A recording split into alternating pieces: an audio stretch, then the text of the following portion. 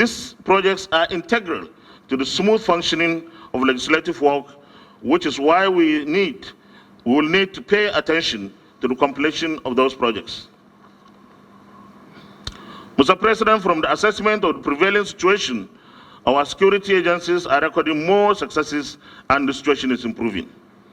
In pushing for concerted efforts toward ridding our nation of criminals, the National Assembly will continue to support the executive arm of government in finding permanent solutions to insecurity in our country. Let me at this point commend our defense and security forces for working harder. There is still some work to be done though. Mr. President, be rest assured that the distinguished senators and honored members of the 9th National Assembly will once more begin work on the 2023 budget immediately. As usual, we shall be guided by an utmost sense of duty, responsibility, equity, fairness, justice, and patriotism in the interest of posterity. Economic stability and smooth transition to the incoming administration.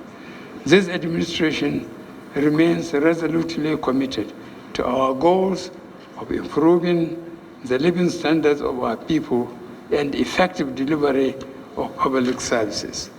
Distinguished and honorable members of the National Assembly, although no single government can solve all the problems of our country during its own tenure, I have no doubt that you share our aspiration. The 2023 transition budget is designed to address critical issues and lay a solid foundation for the incoming administration. Excuse me. It is with great pleasure, therefore, that I lay before this distinguished joint session of the National Assembly the 2023 proposal of the Federal Government of Nigeria. I thank you most sincerely for your attention. God bless the Federal Republic of Nigeria.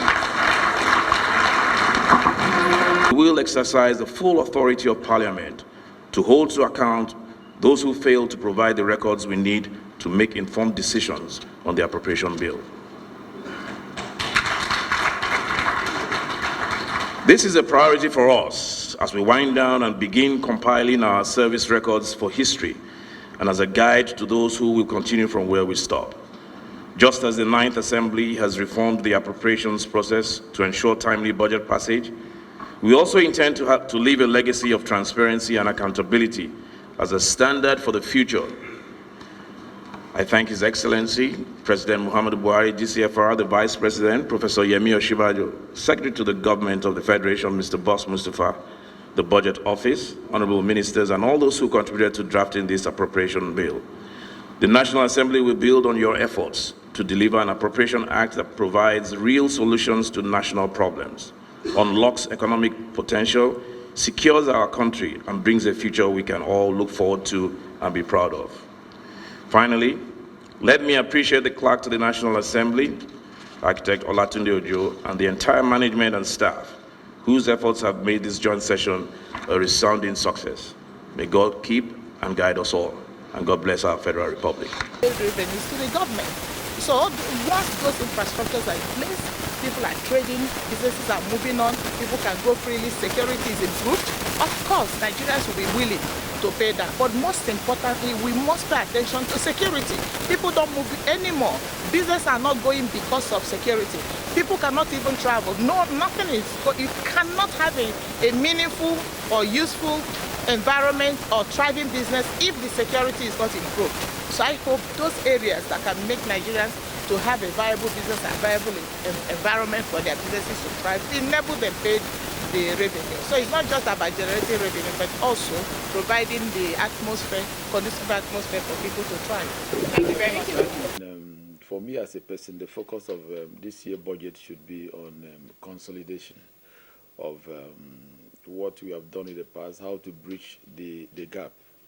I think the focus should be on economy, how we can recover, because we can't transit this way to the next government. I'm not sure it's going to be a very good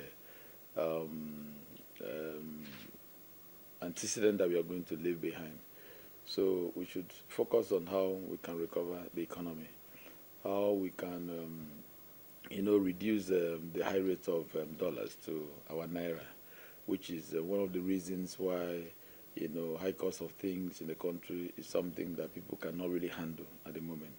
So I think we are going to do well by looking at different levels of, different sectors of the economy to see how we can adjust the budget to accommodate those inadequacies that have been there for some years now.